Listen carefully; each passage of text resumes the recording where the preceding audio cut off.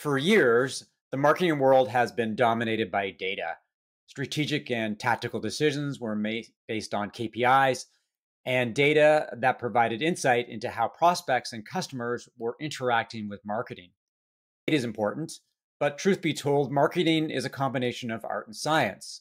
While data delivers facts and figures, marketing is also driven by creativity, talking to customers, and sometimes doing things that simply feel right. SparkToro CEO Rand Fishkin is someone who has been articulating the importance and challenges of non data activity at a time when attribution is becoming increasingly more difficult.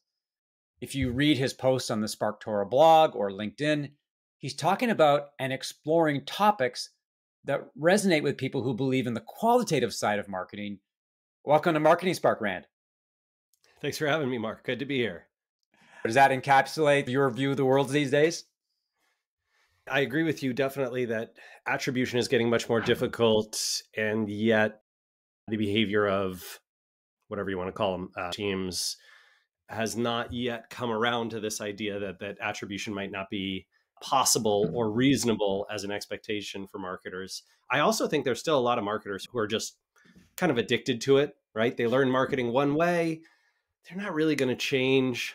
That's just how it was, right? I think the first 10, 15 years of my career doing SEO, right, back in the early 2000s into the 2010s, same thing, right? There were marketers who had learned marketing in the 70s and 80s and 90s, and they were not going to change. They were not going to evolve and become, digital marketing gurus or believers. They had their ways and they were set. And I suspect that happens every generation. I think we're fighting against a difficult tide, but for those marketers and those teams that are willing to invest in serendipitous, hard to measure channels, it's going to be good getting. Yeah. I did want to start with how things are going at SparkToro, which launched in, I believe, April 2020. From the outside looking in, it looks like you're enjoying the latest chapter of your entrepreneurial journey. How are things going with SparkToro, and what are some of the things you've learned over the last couple of years? I am definitely much happier as a human being running a very tiny team and a small business versus a big venture scale, trying to be $1 billion company type of business. I don't think hyper growth is something that interests me. I also think that I like people too much to be a great leader of large teams. It's an interesting statement. You have to have some disassociative or psychopathic. I don't mean that in the bad sense. I realize psychopathy is a problematic thing. You can't care deeply about every human being that you work with or who works for you in a scaling, fast-growing organization, or you will be forced to make decisions that deeply hurt you because they hurt others, or you will make decisions that are not right for the business. You have to choose. It's kind of the downside of capitalism. Yeah, it comes down to where you feel comfortable, where your swim lane is, the kind of company you want to run. I think that's one of the realities of being an entrepreneur is everybody dreams of raising venture capital and being a unicorn, but the reality is far different than what your thoughts are of what it could be. It's a big gamble, right? I think Moz was probably, statistically in the top 2 or 3% of all companies that raise venture capital. And yet I think by any investor standard, it was a failure, right? It sold, but it sold for technically a lot of money, right? Like a very large amount of money, but certainly nothing that would interest investors from a venture standpoint, right? It did not return the minimum return on capital that was expected after Foundry had been in for 7 or 8 years, and I think Ignition had been in for 12. That's pretty frustrating, and I think it's kind of a privileged position to be like, well, I made some money from it, and it technically, it built a great career for me. But for a lot of people who work there, I think that was a very painful journey, and I think for a lot of other venture-backed companies, they don't get anywhere close to that. And then there's all the companies that try and raise venture and fail, right? And so for everyone who gets it, there's a thousand who are chasing it. We talked off the top about the marketing world being driven by data and the idea that everything that can be measured should be measured. and the, I guess, fascination or obsession that marketers have with data. But it's clear that the marketing landscape has changed. Attribution is obviously a challenge these days. A lot of consumer behavior can't be tracked or measured. And you're hearing a lot of marketers talk about dark web and dark social. Let's talk about the shift to the non-attribution marketing world and the impact that it's having on marketers. You've got a lot to say on that. And it's almost like the world has shifted under marketers' feet recently. I think the three biggest drivers of this, and every marketer, every digital marketer is going to be familiar with these, right? So number one, all of the platforms, all the big tech platforms after the Cambridge Analytica scandal, pseudo scandal, whatever you want to call it, pulled back on a ton of the data that they used to provide. You used to get a tremendous amount of information about your audience in Facebook or Instagram if you had presences on those platforms. Even Twitter, your Twitter analytics would show you all sorts of data about your audience on Twitter. There was tons of data available in Google Ads. If you go back a few years prior, right, prior to 2012, Google would tell you which keywords sent traffic to your website, even in organic. Now they only do it for paid. So lots and lots of these data sources went away in that 2012 to 2016 period under the guise of privacy protections. Then there were some actual legal things and government regulation things that happened. The CCP in Canada, California Privacy Act, and of course GDPR in the EU, right? And these things all had knock-on effects on what could be tracked and measured and how long. And, oh, Mark, I see that you came to my website and then 90 days later you took this activity, and another 90 days after that you did this other activity, and then you converted, and oh, okay, I could measure all that. Not anymore. Now the window of tracking with cookies is shrinking, and of course cookies themselves are rumored to be going away sometime in the next few years. And then the third change, of course, is Apple. So Apple essentially is that their hardware business margins were not as good as potential software and ads business. Apple is basically vying to become another Google, Facebook player. They're going to cost Facebook some tens of billions of dollars in advertising just by forcing users to opt in rather than opt out of getting tracking on Apple devices when they use Facebook and Facebook-owned properties. Those big things, those macro trends all take away a ton of data on both the organic and the paid side of analytics. And that means that we live in a world that's more like the world of 25 or 30 years ago, where what you can measure is brand lift and total traffic and total conversions and conversion rate, and not each individual person and each individual person's journey to and through the web to get to your email sign-up form or your e-commerce checkout page. That's what's changed. And unfortunately, not very many companies or marketers are behaving like that's changed. Maybe it's the time for the veteran marketer to come back into the forefront. You think about 20, 30 years ago. I was a newspaper reporter years ago. So I worked in the age of print. We couldn't measure the effectiveness of a newspaper ad for the same reason you couldn't measure billboard ads or direct mail or radio. You did measure and report on certain metrics. It just wasn't one-to-one. It wasn't, well, right. Alicia in Indianapolis saw this newspaper ad and then clicked to your website. No, it was, oh, we reach this many subscribers in Indianapolis, and here's you, whatever corporation can measure same store sales in Indianapolis versus Cleveland. And since those are similar cities, you can determine whether the ad that you ran in the paper had an effect or not. On a related note, you've also talked a lot about hard to measure channels, things like organic SEO, content marketing, earned media, organic social media. If I was a marketer and I'm a data-driven marketer, then the levers I could pull were very granular.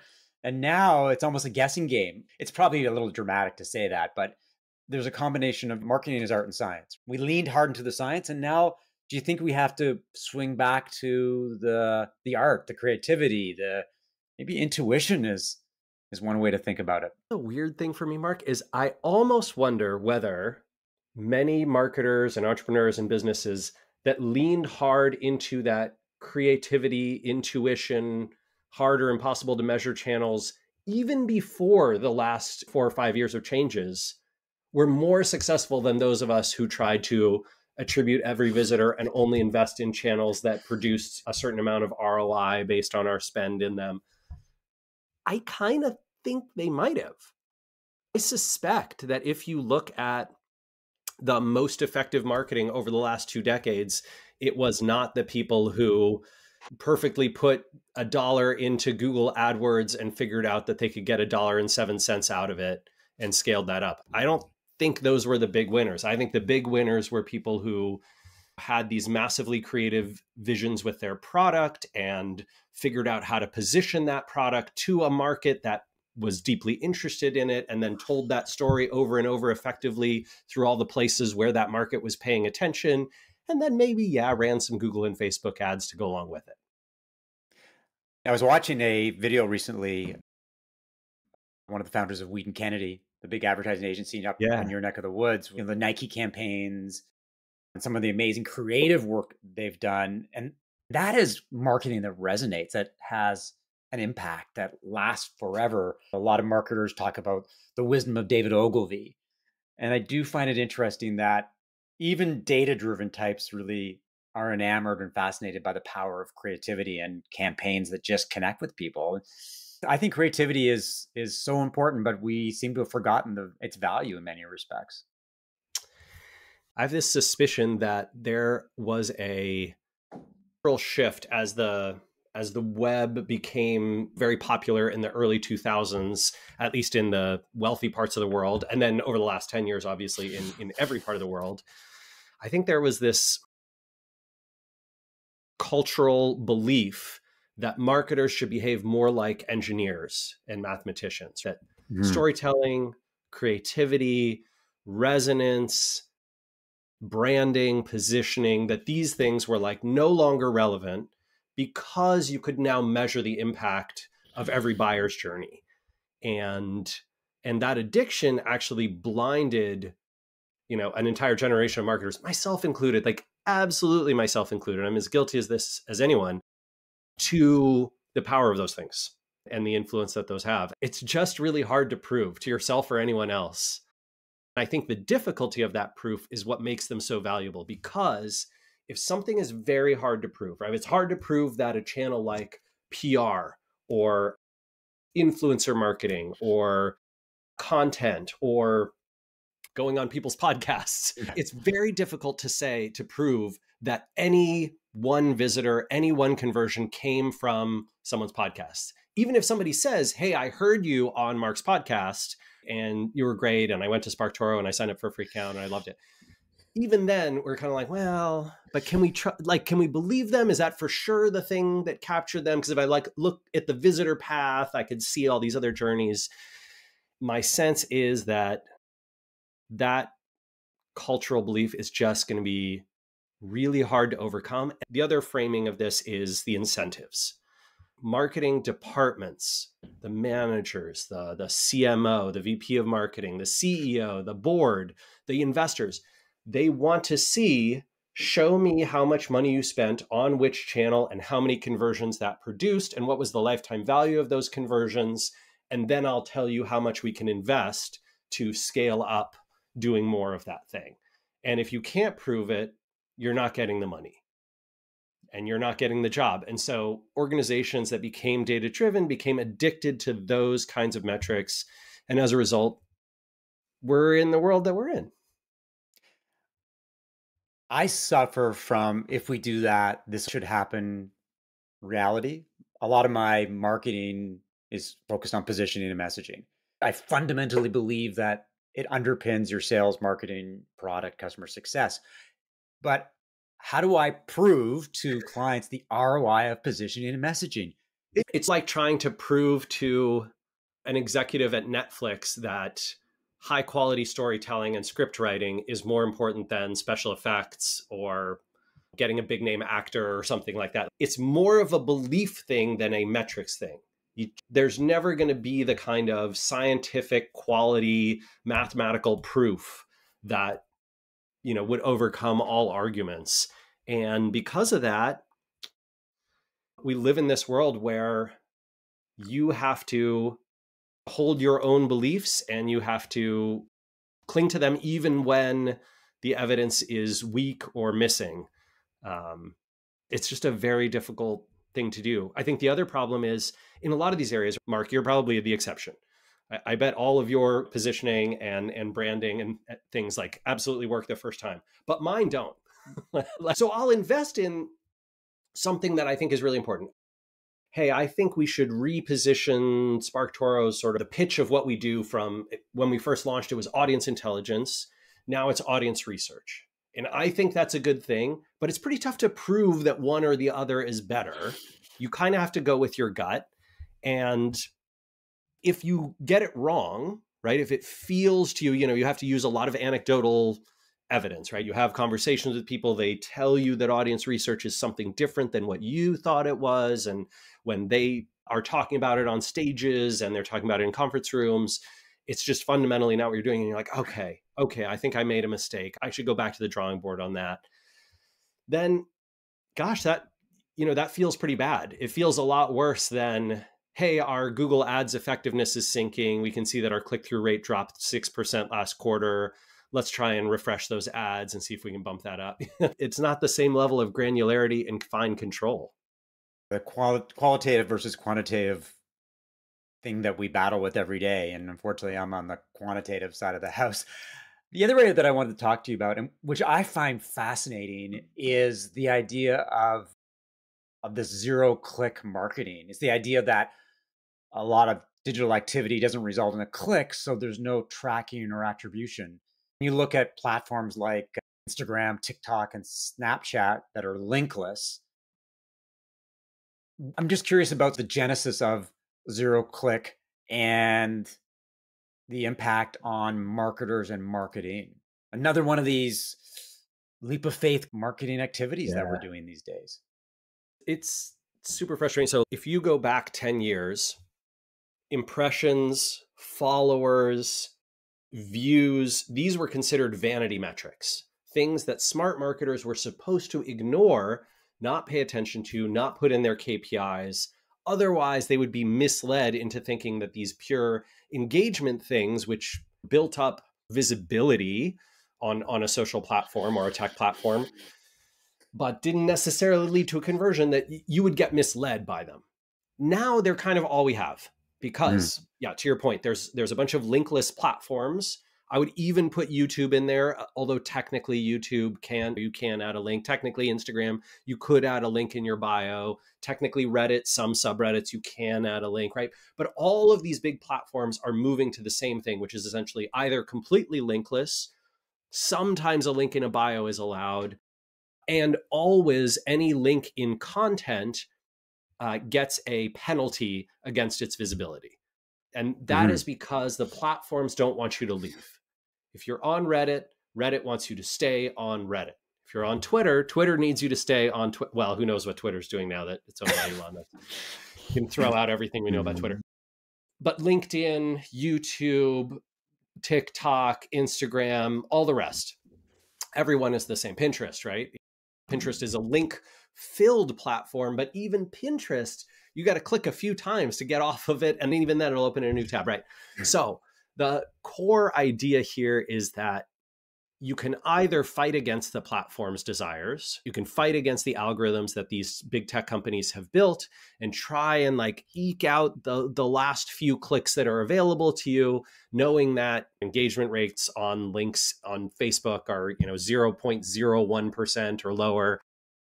Even worse, I think it's 0.0023% or something on Twitter. The folks from Rival IQ do this data study every year where they show the relative engagement and clicks rates. And that fight is a long-term losing battle. You're probably already losing. It sucks to even try and fight it. Or you can decide, hey, wait a minute. These platforms capture a tremendous amount of energy and attention from nearly every audience. One or more of these platforms captures almost certainly your audience, no matter who they are. So you can choose to get in front of them with your messaging, with your positioning, with your branding, with your content, with your product, and you can choose to make the KPI visibility.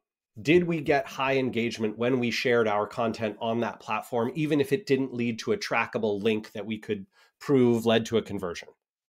And that answer is yes. You can do that. You can put out short video snippets. You can put out a little tweet. You can put out a Reddit post, and you can put out a visual on Instagram. You can put out a video on TikTok, and you can see how many people saw it, how much of the video did they watch, how many opens did it get, how many profile views did you get, those kinds of metrics.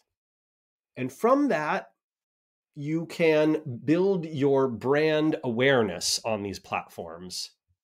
Can you track it through to conversion? No. Some CMOs, some marketers will refuse to invest in that because they can't track it through to conversion. And some will say, I'm willing to build my brand in these places. I'm willing to do what marketers 30 years ago did and say, how many people subscribed to the newspaper and saw this ad? How many people watched this TV program and probably saw my ad? How many people were listening to the radio on the drive this morning and probably heard my ad? And that's what we're doing. We're going back to the old school. A lot of marketers spend a lot of time developing buyer personas and ideal customer profiles. Having a clear understanding of who matters to you is a no-brainer. But a lot of buyer personas and ICPs tend to collect dust and not deliver much value at all. And you've talked about a different approach called audience personas. Can you explain how they work and why they're similar to zero-click content, which was developed, coined at least as a phrase by my colleague, Amanda Natividad? Similar pitch from her on audience personas. So we were going through a bunch of how people use SparkToro, and many folks do use it to kind of develop a persona for their target customer, the person who's going to buy from them. But what Amanda realized is that the person who's going to buy from you is part of a larger group of people who might engage with your content, follow you, subscribe to you, be interested in what you're doing, even if they never actually buy. And in fact, those people are often more important to reach than the individual down here because they're a bigger group and they're the ones that influence the people who eventually buy. They're the ones who can amplify your message. And so reaching that bigger group, building up that audience over time, that is a core important metric and an important tactic by itself. And so this idea developed of rather than targeting only the customer, you should target the audience that you're trying to reach with your message and everyone who that might be. So rather than saying, hey, we sell a certain type of soil to particular agribusinesses, you could say, hey, we probably want to reach everyone who talks about soil health worldwide, like the global community of researchers and marketers and content creators and journalists and bloggers and TikTokers and people who post on Twitter and people who go to conferences and events and our competitors who sell soil and people who are one level down and purchase these agricultural products and people who are one level up and are the suppliers to the agribusinesses, all of them. That's our community. That's our audience. What are their personas? Where can we find them online? What do they pay attention to? What do they care about? Who are they inviting to headline at their conferences? Who are they inviting to be on the popular YouTube channels? What are the big podcasters in that sector? What are the big email newsletters where we could be present? Those are the questions you want to ask about an audience persona rather than just the target buyer. And when you do, you often have way more success.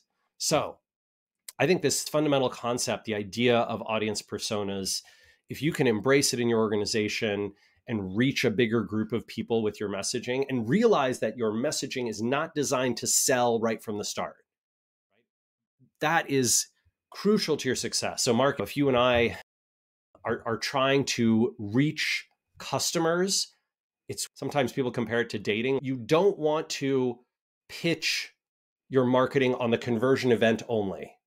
You're trying to build a well-rounded brand that like people are fundamentally interested in. And that is a different game than sell, hey, here's our product. Here's why you should buy our product. Here's where to buy the product. This is the URL to buy the product. The product's on sale. The product is this much. That kind of marketing does not work very well in the modern attention economy. So let's make the persona reflect the kind of marketing that we need to do. I hate to be overly dramatic, but it sounds like the days of individual based marketing are over. You can't track individuals, and you certainly shouldn't target these granular buyer personas of individuals. Bob, who VP of marketing, who has 2 kids and makes X amount of money. It's almost like we've taken a step back or a step up in terms of our marketing focus and our activities. There's the concept in B2B marketing of ABM, account-based marketing, where you basically say, oh, I'm not trying to reach a broad audience. I just want to reach Dow Chemical. Like that's the one company that I want to be interested in my soil product. And when you go after them individually, try to reach them on their particular channels with very, very customized messaging. I'm not saying that doesn't work. For some people it does. It's a fine way to go. But if you are investing in building attention, building a brand, building an ecosystem and a community, investing in channels like content marketing and PR, ABM is not the way to go. And individual focus is not the way to go. So yes, I would agree. Take your focus off Bob with 2.5 kids and a cat who makes exactly this amount of money, and put it into, our audience is comprised of these diverse peoples who have these diverse behaviors, but the behaviors look like a lot of them subscribe to these podcasts, these YouTube channels. You can find them on these social networks, following these people, going to these events, subscribing to these email newsletters. That data is incredibly useful. You can actually do something with it versus like, well, Marketing Mary gets her coffee, at 9 a.m. And then she like, why do I have this detail in my persona? It doesn't matter.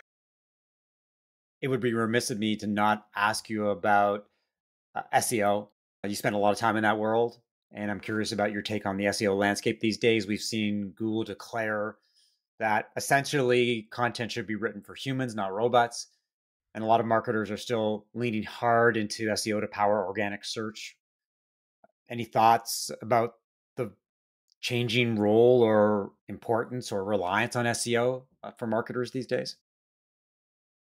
This could be just my perspective. I mean, I have not been active in SEO for like 5 years, right? So, take what I say with a grain of salt. I would no longer consider myself an SEO expert. And certainly I'm not a practitioner either. However, Google has been saying those things since 2002. If that's what's new to you, I'm worried that you're 20 years behind. I'm deeply nervous. I've seen a lot of the hemming and hawing and nervousness about AI generated content and, it scales so nicely. Is it going to do well in Google or is it not going to do well? What about scraped content that's been repurposed? And sometimes that does seem to do well and sometimes it doesn't. And I think broadly, my sense is that if SEO is a great channel for you, keep investing in it, stay up to date with people who are not me. I'm not your guy. But I think 3 things are going on with it, right? Like even when I left the field, it was getting incredibly competitive. In 2005, very few people were doing SEO, even fewer were doing it well. By 2015, a lot of people were doing SEO. Some of them were doing it well. In 2022, almost everyone's doing SEO, and a good percent are doing it really well. So you better be literally some of the best in the world if you're going to try and compete, because nobody clicks outside of those first 4 or 5 positions. The second thing that's happening is Google is taking more and more of the share of clicks for themselves. So more going to Google's own properties than ever before, more going to answers than ever before, more searches that are resulting in no clicks, and certainly no clicks to the open web, and even more clicks than ever going to a few leaders in every field, right? So if you take out the top 100 websites on the internet, the share of clicks that's left for everyone else is shrinking, dramatically shrinking. I'm nervous about SEO as a long-term channel. I think it's just incredibly competitive, more and more difficult, and also a shrinking opportunity because there's not another 7 billion searchers worldwide who are going to search 30 times every day. I think that's also a fundamental issue for their growth. And for anybody who's investing in SEO. So if you're looking for other channels, that's where I think a lot of these opportunities that we try and surface, that I care about these days, are present. Marketing through other sources of influence, going and finding that email newsletter that reaches exactly the target audience you want to reach, going and finding those YouTube channels, finding those podcasts, finding those social accounts, finding those niche websites, finding the conferences and events. I think there's a lot of opportunity in those places. And very few marketers invest in them. It doesn't even really have a name. Marketing through sources of influence, there's no job title for that, right? It's not like SEO or PPC or email marketing or content marketing. It's kind of absent. And because of that, there's a lot of opportunity. SparkToro seems to be having a growing reputation for naming new marketing initiatives. So maybe Amanda can focus some of her marketing savviness on that. I need to be like, Amanda, come up with the 0-click content for marketing through sources of influence. One final question. Over the past 2 years, many companies have embraced virtual events and conferences. To be honest, most of them have been okay at best. Could be the lack of connection opportunities for in-person events, or the content doesn't play well online. Later this month, November 10th to be exact, SparkToro is hosting a virtual conference, Spark Together. You've marketed it as a different type of conference. So A, how is it different? And B, how is it going? I agree with you. I think that virtual events are just kind of broken in a lot of ways. And I think oddly enough, in-person events, while they still have their place, they can be very appealing. I was just at a conference in the UK speaking at an event, and at another one before that. And yeah, in-person events are great, but they're also big vectors for getting sick. I got COVID at an event in April this year, and I just got a cold at this event in the UK. And I was like, oh man, I haven't been sick in a few years. Being around lots of people, that's gonna do it. All of the in-person events are still smaller than they used to be, right? In-person events are just kind of, we haven't quite gotten back to, hey, let's go out and do professional development the way we did in 2019 and the 20 years before that, which is okay. I'm not sure how long it'll take to return. It'll probably be a while.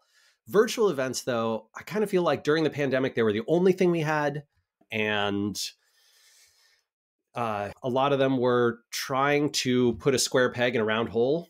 They were trying to shoehorn in this content speakers format that just weren't quite right.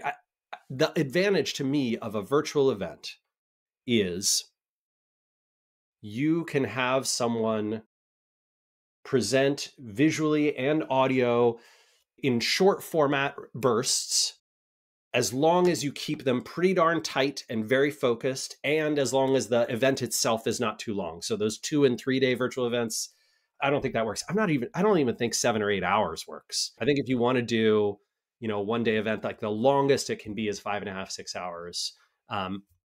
Then I think speakers too, we had a lot of these like hour-long sessions, keynotes, whatever.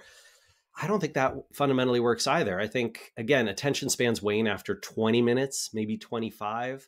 The cool thing about doing a virtual event is that the quality of the content, the educational focus can be what's really rich and powerful there, as opposed to the in-person thing where people are kind of, if you're in the conference hall, you're half listening, but you're also kind of half online and you're also networking, right? So it's about the whole experience. And the virtual event, the idea is, hey, this is kind of like watching an educational YouTube video, maybe with some interactivity and some benefits of being there live. But beyond that, not really. And so I think what we wanted to do was lean into the strengths of virtual events and lean away from the weaknesses. So yeah, Spark Together is nobody goes longer than 20 minutes. A whole day is, I think, 5.5 hours. The interesting thing and the weird thing is we're not leaning into one of the strengths, which is we are not recording the event. Right. This is because this weird thing. So, let's say right now that you were like, hey, Rand, I really want to talk to you about the Moz exit, the sale of Moz. My response would be, Mark, I'm very sorry. I signed an NDA. I can't really talk about that. And that's because this podcast is being recorded and it's going to exist out there. There's issues around that. There's people who might get upset. And there's also legal stuff. So for Spark Together, we were like, hey, could we make our pitch to our speakers of, would you be willing to share non-public information one time, knowing that it's not recorded and that we're asking folks not to tweet and share and all that kind of stuff? Would you be willing to share real metrics, numbers, data that, can show how these stories that you're telling around marketing success or failure have gone? And all of our speakers said yes to that. In fact, that was one of the big criteria that we had in finding speakers, was like person with interesting story, willing to tell it once, wouldn't be willing to have it recorded. That's the person we want. After this recording ends, Mark, if you're like, hey, how'd that Moz sale go? I'm like, oh, okay, well, now I can tell you because the recording's done. Right? That conversation is what we wanted to get for Spark Together. So it's one time only. It's not recorded. We think this is going to be very powerful because when you hear those stories, they stick with you. Stories are so memorable compared to, here's 10 tactics to improve your PPC efficiency. That's good content, right? It's educational. It just doesn't stick with you. Like 6 days after you've heard it, you're like, I remember 2 of those maybe.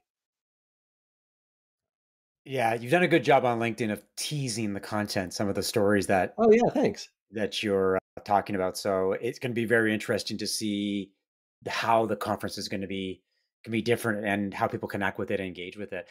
One final question: if people are interested to learn more about you and SparkToro, where do they go? SparkToro.com. We have forever free accounts. There's no free trial, but you can sign up for a forever free account and try it out. If you are interested in all of my weird and wacky opinions on everything from economics to politics to Halloween costumes to marketing thoughts, I am most active on Twitter, where I'm at Randfish, at least for a little while. Who knows what the next 6 months of Twitter will bring? Could be a tire fire pretty quick over there. My suspicion is my LinkedIn activity is going to be quite a bit more over the next year because of new ownership. Yeah. Thanks for being on the podcast, and thanks to everyone for listening to another episode of Marketing Spark. If you enjoyed the conversation, leave a review, subscribe via Apple Podcasts, Spotify, or your favorite podcast app, and share via social media. To learn more about how I work with B2B SaaS companies as a fractional CMO and strategic advisor and a positioning and messaging consultant, email mark@markevans.ca or connect with me on LinkedIn.